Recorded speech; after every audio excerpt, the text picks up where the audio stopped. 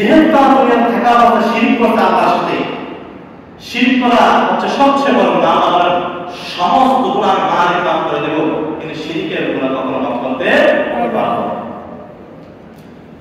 এই শিরক দূর করার জন্য মুক্তি পাইছেন রাসূলুল্লাহ সাল্লাল্লাহু আলাইহি ওয়াসাল্লামের বক্তব্য গভীর করেছে। জমানোর পর রাসূল সাল্লাল্লাহু আলাইহি ওয়াসাল্লাম বিদায়ের ভাষণে সব কিছু আয়াত শেষ করার পরে যখন নাকি দেখেন ইসলামের পতাকা চারদিকে উঠতেছে, ইসলামের ছায়াতলে মানুষ সবাই আসতেছে, তখন রাসূল সাল্লাল্লাহু আলাইহি ওয়াসাল্লাম বলেন, আমি তোমাদের কাছে আমার দিনটাকে সম্পূর্ণভাবে কথা বলতে পারলাম কিনা? তখন সমস্ত সাহাবায়ে কেরাম এক বাক্য বলে, ইয়া রাসূলুল্লাহ, হ্যাঁ, আপনি ইসলাম দায়িত্ব সম্পূর্ণভাবে আদায় করেছেন। রাসূলুল্লাহ সাল্লাল্লাহু আলাইহি ওয়াসাল্লাম তখন বলেন, কারণ ফীকুম আমরাইন লা তাদিল্লু, আমি তোমাদের কাছে দুইটা জিনিস রেখে দেব। কয় জিনিস? দুইটা জিনিস রেখে যাচ্ছি, এই দুইটা জিনিস তোমরা ধরে রাখতে পারো, আঁকড়িয়ে ধরতে পারো, তাহলে তোমরা কিভাবে জান্নাতে যেতে পারবে। তোমরা যদি এই দুইটা জিনিস ধরে রাখতে না পারো, তাহলে তোমাদের জন্য মুসিবত মনে রাখবে। আল্লাহ বলেন, কিতাবুল্লাহ সুন্নাত রাসূলি, কিতাব হচ্ছে কিতাব, এটা হচ্ছে আল্লাহর কালাম, দুই নম্বর হচ্ছে কি সুন্নাত রাসূল, রাসূল সাল্লাল্লাহু আলাইহি ওয়াসাল্লাম সুন্নাত। এই জায়গায় বলেন না আল্লাহ সাল্লাল্লাহু আলাইহি ওয়াসাল্লাম হাদিস বলছে, হাদিস কি বলেন, বলছে কি নবীর সুন্নাত। আজকে এই হাদিসটা কিন্তু অনেক ঝামেলা চলে, যারা আলেম আছে তারা ভালো করে বুঝে এই জিনিসগুলো। রাসূলুল্লাহ সাল্লাল্লাহু আলাইহি ওয়াসাল্লাম বলেন, তোমরা একমাত্র মালিকের রাসূল আল্লাহ তাআলা কিতাব থেকে আঁকড়ে ধরো, তোমরা সুন্নাত আঁকড়ে ধরো। আল্লাহ নবী সাল্লাল্লাহু আলাইহি ওয়াসাল্লামের সুন্নাত আপনা থেকে আপনা পর্যন্ত সুন্নাতকে যে আঁকড়ে ধরতে পারে, আল্লাহ নবী সাল্লাল্লাহু আলাইহি ওয়াসাল্লাম তার হাসরের ময়দানে আল্লাহ তাআলা সুন্নাত ওসিলা করে জান্নাত দিবেন। সুবহানাল্লাহ। এই যে আমরা মসজিদ ঢোকার সুন্নাত আছে কিনা আমাদের? আছে। মসজিদ ঢোকার সুন্নাত আছে না? আছে। কিভাবে ঢুকবো? প্রথমে ডান পা দিয়ে মসজিদ ঢুকবো, কি পা দিয়ে? নাই বাম পা দিয়ে ঢুকে? ডান পা দিয়ে মসজিদে তখন ঢুকতে হবে। ঢুকার পরে কিন্তু আছে দরজা পাওয়ার সময় দরকারে আল্লাহুম্মা আফতাহ ইয়া বাবা রাহমাতিক, আমি মানি রহমত ভিতরে ঢুকে গেলাম। এই যে ডান পা দিয়ে মসজিদে ঢুকলাম, এটা কার সুন্নাত? আল্লাহ রাসূলের সুন্নাত, কার সুন্নাত?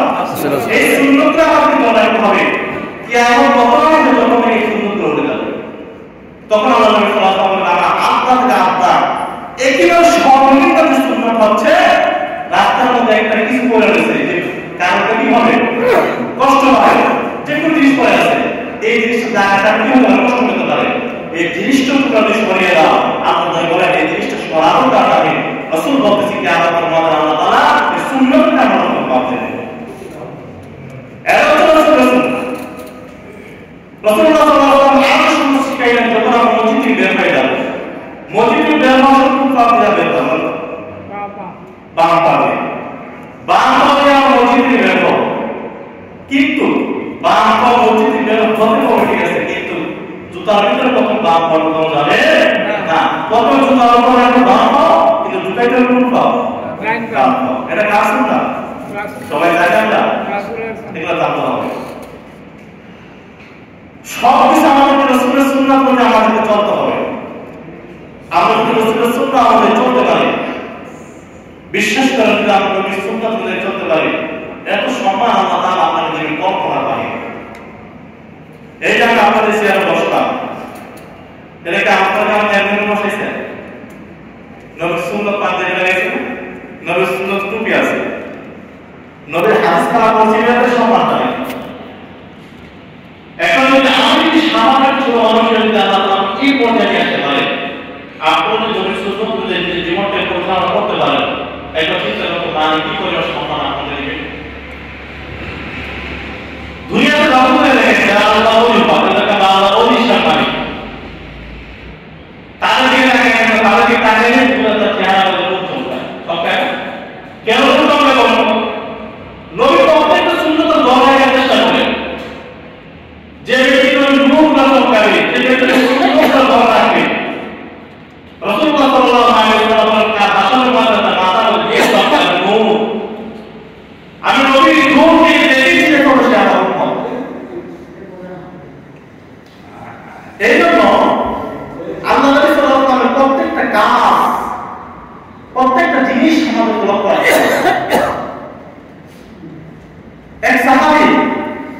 সাহাবা সাহাবী রাদিয়াল্লাহু তাআলা রাসূল সাল্লাল্লাহু আলাইহি ওয়াসাল্লামের কাছে আসলেন। আয়েশার মনটা অনেক খারাপ ছিল। আল্লাহ নবী সাল্লাল্লাহু আলাইহি ওয়াসাল্লাম বলেন, সাহাবী মন খারাপ কেন, কি হয়েছে তোমার? তখন সাহাবী বললেন, ইয়া রাসূলুল্লাহ, আপনার কেমন সুন্নাত নাই যে আমি সালাম পালন করি না। আপনার প্রত্যেকটা সুন্নাত আমি অন্তর করে পালন করার চেষ্টা করি, কিন্তু একটা সুন্নাত আমি সালাম পালন করতে পারি না। যে সুন্নতের কারণে আমার ভয় হয়, তাহলে এই সুন্নতের কারণে আমাকে জাহান্নামে দিয়ে দেয় কিনা। রাসূল সাল্লাল্লাহু আলাইহি ওয়াসাল্লাম সাহাবীর মনের কথা বুঝতে পারলেন। রাসূলুল্লাহ সাল্লাল্লাহু আলাইহি ওয়াসাল্লাম বলেন, সাহাবী, আমি বুঝতে পারছি তোমার মনে একটু কষ্ট হচ্ছে, সব সুন্নাত পালন করো। দ্বিতীয় সাহাবা তুমি কেমন জানেন? এক পরিমাণ কালো ছিল, আল্লাহু আকবার, এত কালো ছিল, ভরা ভাষায় কালো ছিল। কালোটা এসে বিষয়টা এমন না, ওনার মুখের মধ্যে বক্স ব্যবহার করে দাগ দেওয়ার মধ্যে এই দাগগুলো ওনার মুখের মধ্যে ছিল, কিন্তু আল্লাহ তাআলা দরবারে খুব সম্মান, আল্লাহু আকবার। আমরা না দুনিয়াতে থাকা কালো ব্যক্তি দেখলে কেমন কেমন লাগে, ঠিক না? যে একদম কালো ব্যক্তির সামনে এসে কিসের কাজ লাগে বলি না, আমরা নেগেটিভ করার সুযোগ নেই। আল্লাহ তাআলা বলেন, ওই কালো ব্যক্তিকে কি করে সম্মান দিতে শোনো। সাহাবা রাদিয়াল্লাহু তাআলা বলেন, আমি সব সুন্নাত পালন করে একটা সুন্নাত পালন করতে পারলাম না। রাসূলুল্লাহ সাল্লাল্লাহু আলাইহি ওয়াসাল্লাম বলেন, কি সুন্নাত বলো তো? বলে, ইয়া রাসূলুল্লাহ, আপনাদের বলছেন ঈমান, যে ব্যক্তি বিবাহ করবে সে দ্বীনের অর্ধেক কাজ করে চলে যাবে। অর্থাৎ অর্ধেক কাজ সম্পূর্ণ করলে যে ব্যক্তি বিবাহ করবে। আমি কিন্তু বিবাহ করতে পারি না, আমি এত কালো আমার কাছে কোনো বিবাহ করতে চাই না, এমনকি না আছে অর্থ, না আছে টাকা পয়সা, কিছুই আমার কাছে নাই, কেউ আমার কাছে বিবাহ দিতে চায় না। এটা স্বাভাবিক। দুনিয়ার কোনো মেয়ের বাবা চায় নাকি? এরকম যদি সেল পছন্দ কালো হয়, কিন্তু তার টাকা আছে, কি আছে? এই কালা তো কি থাকে না, টাকা আছে, এটা দুনিয়া। এই দুনিয়াতে যদি এমন হয় যে কালো মানুষ টাকা নাই, পয়সা নাই, বিবাহ দেয় না, কিন্তু টাকা থাকলে বিবাহ দেয় না। একটা কথা আছে না, মানুষ বলে টাকাওয়ালা টাকাওয়ালা, কত বড় মানুষের কত টাকা আছে, কত টাকা বেশি, এটা বলে নাকি? কিন্তু ওই টাকা কিছু না, টাকা পয়সা কিছু ছিল না, দেখতো মিস্ত্রি, তারপর নিয়ে বিবাহ করবে। তখন রাসূল সাল্লাল্লাহু আলাইহি ওয়াসাল্লাম বলেন, ঠিক আছে, তুমি বিবাহ করতে চাও, ঠিক আছে, মদিনার সবচেয়ে ধনাঢ্য ব্যক্তি, মদিনার সবচেয়ে ধনাঢ্য আব্দুর রহমান ইবনে আব্দুর রহমান রাদিয়াল্লাহু তাআলা আনহুর কাছে ওনার একটা মেয়ে ছিল, এত সুন্দরী, যাকে মদিনার সবচেয়ে সুন্দরী হিসেবে গ্রহণ করা হয়। চিঠি লিখে তোমার মেয়েটাকে সাহায্য দিয়ে দিল। সাহাবা রাদিয়াল্লাহু তাআলা আনহু নবীর চিঠিটা নিয়ে মদিনায় যায়। মদিনা যাওয়ার পরে বলেন, আল্লাহ নবী আমাকে আপনার কাছে পাঠিয়েছেন। আব্দুর রহমান রাদিয়াল্লাহু তাআলা বলেন, হে সাহাবা, কে তোমাকে আমার কাছে পাঠালো? সাহাবা রাদিয়াল্লাহু তাআলা বলেন, আল্লাহ নবী আমাকে আপনার কাছে পাঠিয়েছেন, আপনি একটু চিঠিটা পড়েন। চিঠিটা যখন আব্দুর রহমানের হাতে দিল, আব্দুর চিঠির মধ্যে লেখা ছিল, আব্দুর রহমান, তোমার মেয়েকে আমার সাহাবী সাহাবীর সাথে বিয়ে দিয়ে দাও। আমি আব্দুর রহমান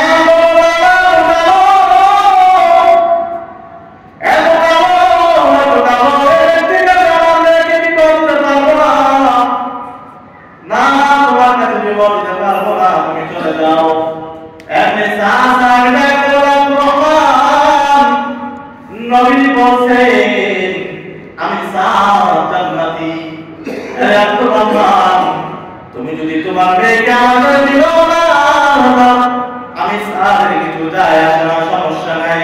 তুমি জানো নি নবী বলছেন এই জান্নাতি, আমি যদি দুনিয়াতে বিদায় সাথে সাথে জানলাম আমার তো ওয়াজিব হয়ে আছে। আরে আব্দুর রহমান, আল্লাহর নবী বলে জান্নাতি ব্যক্তিদের এত সুন্দর সুন্দর মুহূর্ত তাদেরকে স্ত্রী হিসেবে গ্রহণ করা হবে। সমস্যা নাই, আমি বলে যাচ্ছি আমি ভিতর থেকে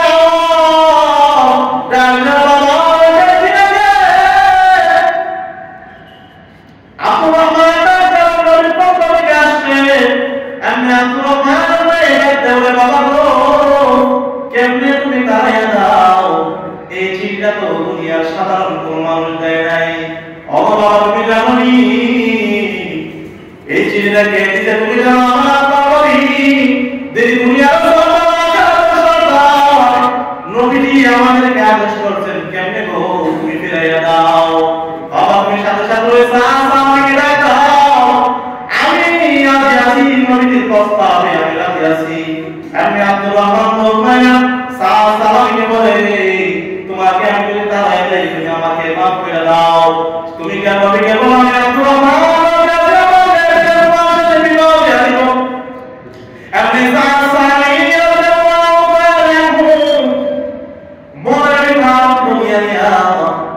মক্কার দিকে দৌড়ায়। মক্কায় যাওয়ার পর বলে রাসূলুল্লাহ আপনার সাথে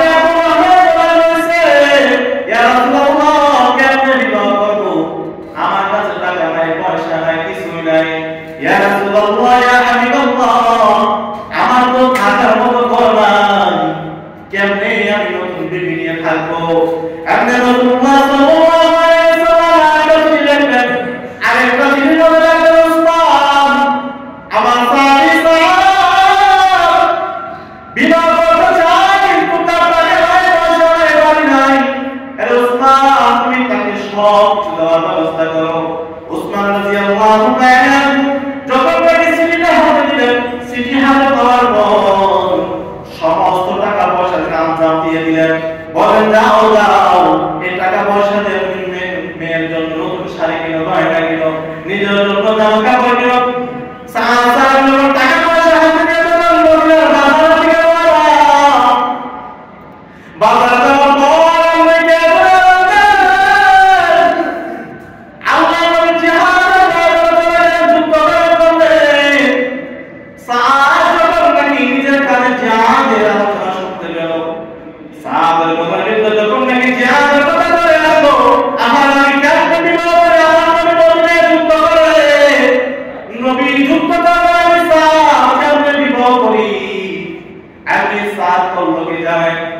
নিজের যে টাকা পয়সা ছিল বিবাহের জন্য ওই টাকা পয়সা দিয়ে তলোয়ার কিনে একটা ঘোড়া কিনে ফেললো। কিন্তু নিজের বিবাহ করবে আমি যুদ্ধ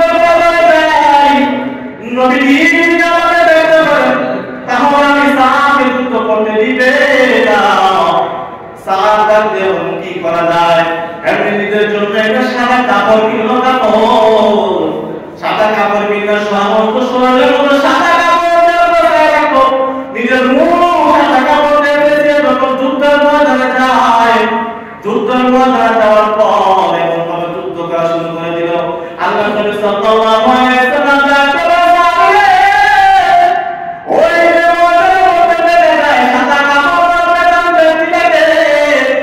তার মুখ চেনা যায় না, এমন ভাবে যুদ্ধ করতেছে মনে হয় আমার সাহাব নাকি চলে আসছে। রাসূলুল্লাহ সাল্লাল্লাহু আলাইহি ওয়াসাল্লাম বলেন মুখটা কাটা চিন্তাছি না কে সাহাব যখন যুদ্ধ করতে শহীদ হয়ে গেল। আল্লাহ নবী সাল্লাল্লাহু আলাইহি ওয়াসাল্লাম সাহাবীদের ডাকতে বলে সাহাবীর দল ময়দান থেকে আমার সাহাবীরা তারা দুনিয়া থেকে বিদায় নিছে। সাহাবায়েরা যখন নাকি সমস্ত সাহাবীদেরকে দেখলো কিন্তু একজন সাহাবী মুখে সামনে ছিল, মুখে সামনে কারণে কেউ চিনতে পারলা। কারণ আল্লাহ নবী সাল্লাল্লাহু আলাইহি ওয়াসাল্লাম ডাকতে বলে ওই সাহাবীদেরকে যার মুখ ঢাকা ছিল মুখে একটু কাপড়টা সরাও। সাহাবীরা যখন নাকি সাহাবীর মুখে কাপড় সরায় রেখে শুধু তো সাধারণ মানুষ নয় সাহাব, এমনি আল্লাহ নবী সাল্লাল্লাহু আলাইহি ওয়াসাল্লাম বলেন এর সাহাবীরা তো শুনে রাখো যে বান্দা নাকি আমি নবীর মহব্বতে নিজের বিবাহ করে আমি ওই সাহাবকে আপনাদেরকে যাবো না, আমার সাহাবকে আমার দানের মধ্যে দাও। সাহাব রাদিয়াল্লাহু তাআলা মুখে যখন নবীর বাইরে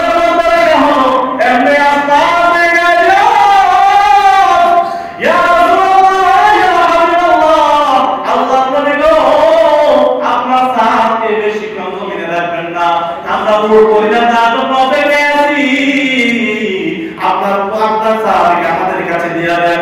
রাসূলুল্লাহ সাল্লাল্লাহু আলাইহি ওয়াসাল্লাম সাথে সাথে দাফন কাফনের ব্যবস্থা করেন। এমনি জমিনে একটা আওয়াজ, সমস্ত সাহাবায়ে কেরাম সাহাব বলি কি যে নবীর জন্য তুই এত কিছু করলি, আজকে ওই নবী তোকে নিয়ে সাথে দাফন দিয়া দেয়। আরে এই দাফনটা যদি আজকে আমি সাহাবীর মতো আমরা কতই না খুশি হতাম। এই ছিল নবীর জীবনে সাহাবীর কত ভালোবাসা, নবীর সুন্নাতের প্রতি কত ভালোবাসা, নবীর সুন্নাতে আমাদের সাহাবায়ে কেরাম আঁকড়ে ধরেছে। আমরাও যদি এইভাবে আঁকড়ে ধরতে পারি, বিশ্বাস করেন তো সুবহানাল্লাহ, মরতে দেরি হবে, জান্নাতে যাইতে দেরি হবে না। সুবহানাল্লাহ বলেন না? রাসূলুল্লাহ সাল্লাল্লাহু আলাইহি ওয়াসাল্লাম আরে সুন্নাত হচ্ছে এতিমদেরকে মহব্বত করা। কাকে মহব্বত করা? আজকে দুনিয়াতে দেখা যায় এতিমদের সম্পদ আমরা চাচাদের মাইরা খাই না। আরে এতিমরা কি জিনিস জানেননি? আল্লাহ নবী সাল্লাল্লাহু আলাইহি ওয়াসাল্লাম মদিনা থেকে মাথার মধ্যে যাইতেছে, এক পাশে রাসূলুল্লাহ সাল্লাল্লাহু আলাইহি ওয়াসাল্লাম থেকে ছোট্ট শিশু বসে বসে কান্না করে। আল্লাহ নবী সাল্লাল্লাহু আলাইহি ওয়াসাল্লাম বলেন, হে সন্তান, কেন তুমি কান্না করতেছো? তোমাকে তারা কান্না করতে নাই? আপনি সন্তান রাখবেন ইয়া রাসূলুল্লাহ, ইয়া হাবিবাল্লাহ, আমি সন্তান নাই, বাবাও নাই, যার কারণে কি বাবাকে খেলায় নেয় না।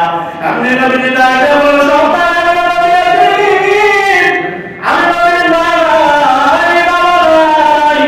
আমি জানি এতিমদের মনের কত কষ্ট। এমনি সন্তানটাকে সাথে নিয়ে রাসূলুল্লাহ সাল্লাল্লাহু আলাইহি ওয়াসাল্লাম বাড়ির উদ্দেশ্যে রওনা। বাড়ির মধ্যে গিয়ে আয়েশা এই সন্তানটাকে নিজের মতো আপন করে নাও। আল্লাহ নবী সাল্লাল্লাহু আলাইহি ওয়াসাল্লাম বলেন, আয়েশা এই সন্তানকে সুন্দর গোসল করে নাও। গোসল করার পর রাসূলুল্লাহ সাল্লাল্লাহু আলাইহি ওয়াসাল্লাম নিজের চাদরটাকে টুকরো করে ছেলেটাকে পেঁচাইলেন, ছেলেটাকে চাদর আবৃত করলেন। এরপর রাসূল সাল্লাল্লাহু আলাইহি ওয়াসাল্লাম ওই ছেলেটাকে মসজিদের দিকে রওনা দেন। মসজিদের নবী যাওয়ার সময় বলে, সন্তান তুমি হেঁটে হেঁটে যাইবা না, তুমি আমি নবীর কাঁধে বসো, আমি নবী তোমাকে কাঁধে নিয়ে মসজিদের নবীর দিকে রওনা দিব। এরপর ছেলেটা নবীর কাঁধের উপরে ওঠে নবীর সাথে মসজিদের নবীর দিকে রওনা দেয়।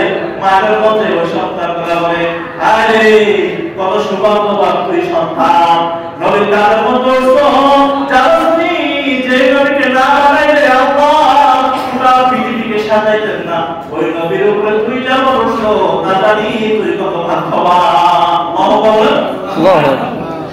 আল্লাহ নবী সাল্লাল্লাহু আলাইহি ওয়াসাল্লাম সন্তানকে মসজিদের নবীতে যান।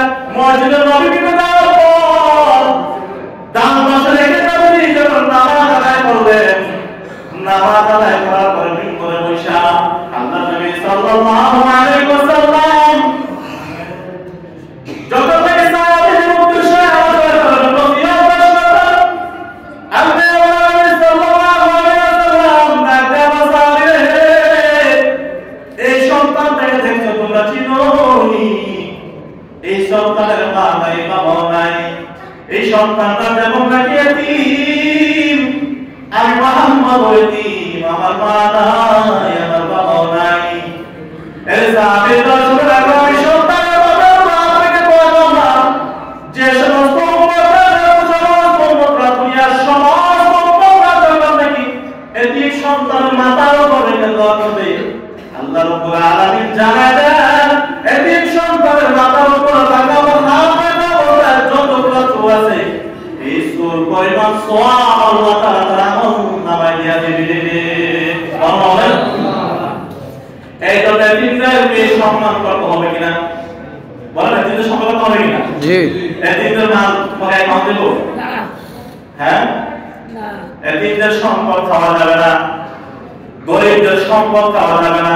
কিন্তু বাঙালি মুসলমান কাউকে খাওয়াতে পারুক আর না পারুক, গরিবদেরকে এতিমদেরকে ভাগানোর জন্য বেশি চালাক, ঠিক না? বিশেষ করে হবে কি বাঙালি গরিবদেরকে খাওয়ায় বেশি এবং এতিমদেরকে খাওয়ায় বেশি। সাবধান, এই কাজ কখন করা যাবে না।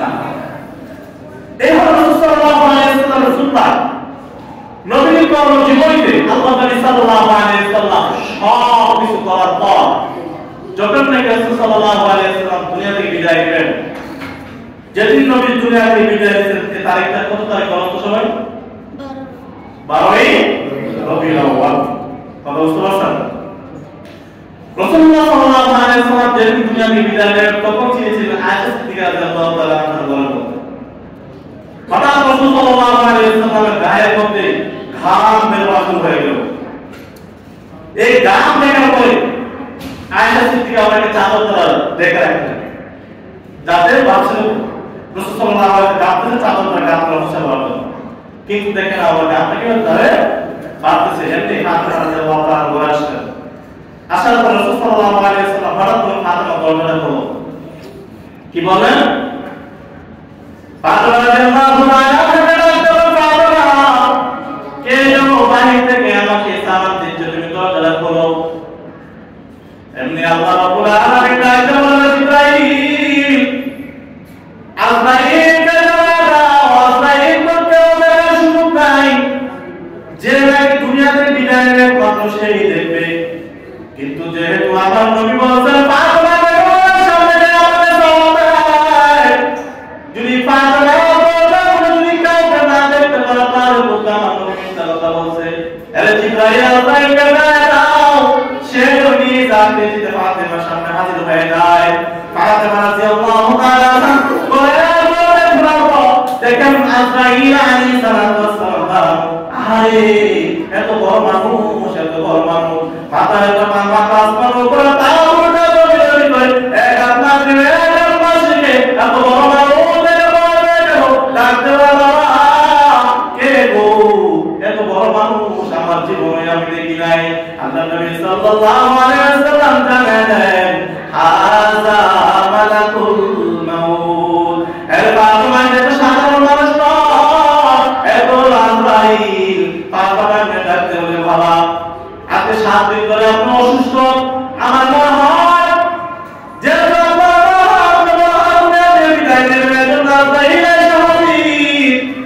আজরাইল আলাইহিস সালাম কার অনুমতি দিতে পারবো না।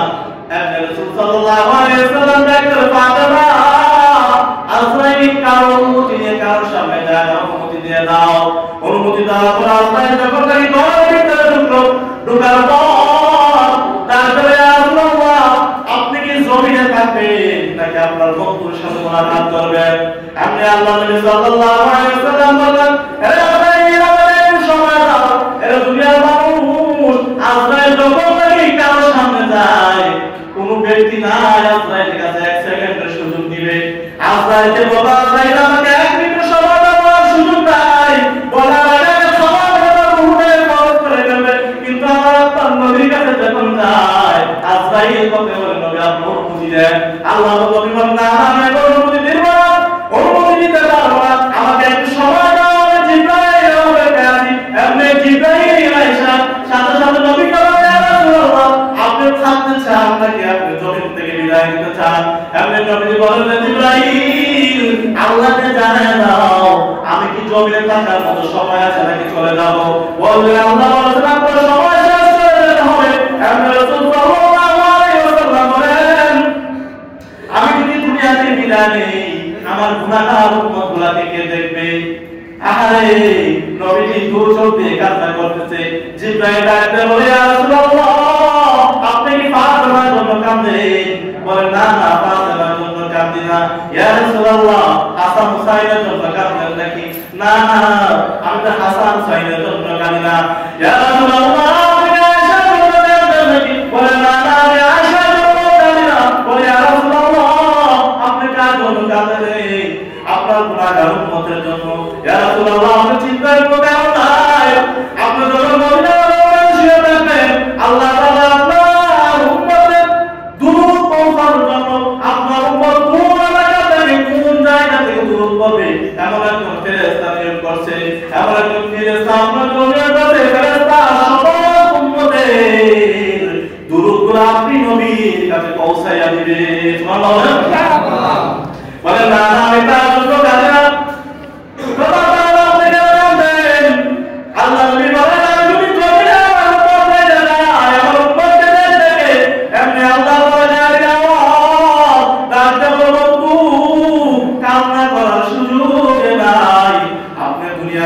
বিদায় নেওয়ার পর আপনার গুনাহগার উম্মতের জিম্মাদার আমি আল্লাহ হয়ে গেলাম। সুবহানাল্লাহ। এই জন্য আমরা যতই বড় গুনাহ করি না কেন আল্লাহ তাআলা বলেন লা তাকনাতু মির রাহমাতিল্লাহ, আমি মওলার কাছে মাফ চাইতে দেরি হবে, আমি আল্লাহ মাফ করতে দেরি হবে না। এই জন্য আমরা যতই গুনাহ করি না কেন মাফ চাইতে কার কাছে বলেন? আমার আওয়াজ হচ্ছে না, মাফ চাইতে কার কাছে? আল্লাহর কাছে। আল্লাহর কাছে মাফ চাইলে কি হবে? আল্লাহ মাফ করবে।